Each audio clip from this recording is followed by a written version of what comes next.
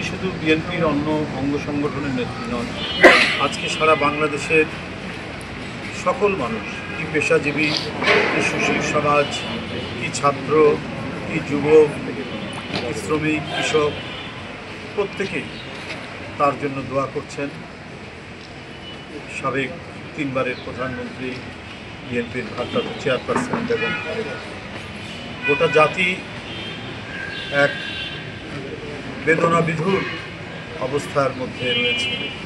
যিনি বন্দি থাকা অবস্থায় নিজের সন্তান হারিয়েছেন, যিনি অনেক নিপীড়ন নির্যাতন সহ্য করেও নিজের দেশ থেকে যাকে সরানো যায়নি, অনেক চক্রান্ত ষড়যন্ত্র হয়েছে, অনেক নির্যাতন হয়েছে, একটা ভগ্ন স্তূপের মতো একটি জেলখানার মধ্যে তাকে বছরের পর বছর রাখা হয়েছে, তারপরেও তাকে এই দেশ থেকে মাটি থেকে সরানো যায়।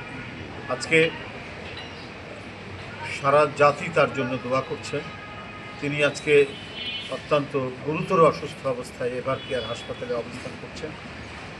আমরা সবাই আল্লাহর কাছে দোয়া করব, ইমাম সাহেব দোয়া করবেন যেন আল্লাহ তাকে দ্রুত আরোগ্য করে তুলেন, সুস্থ করে তুলেন এবং আবারও এদেশের মানুষের কাছে, জনগণের কাছে তাকে ফিরিয়ে দেন।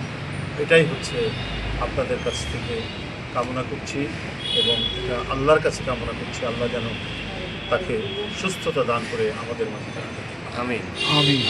আমি আর কিছু বলতে চাই না, আমরা দোয়ায় চলে যাব। আমাদের গুরুত্বপূর্ণ নেতৃবৃন্দ এখানে সবাই আছেন। আমাদের স্বাস্থ্য বিষয়ক সম্পাদক ডাক্তার রফিক এখানে আছেন, আমাদের ট্যাবের ঢাকা মহানগর উত্তরের বিশিষ্ট ডাক্তার মাহবুবুর রহমান সরকার শামীম, আমাদের নির্বাহী কমিটির সদস্য মাহবুব তো রয়েছেই, যার উদ্যোগে এই দোয়া অনুষ্ঠান।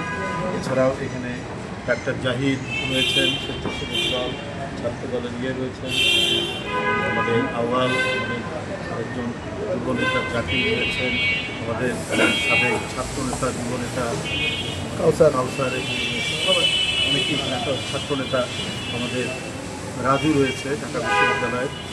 তো আমি ম্যাডামের সর্বশেষ শারীরিক অবস্থায় তিনি সিসিউতে আছেন, পূর্বের যে চিকিৎসাটা ওনার করে আসা হয়েছে গতকাল পরশু, সে চিকিৎসা আজও চলছে তার জন্য।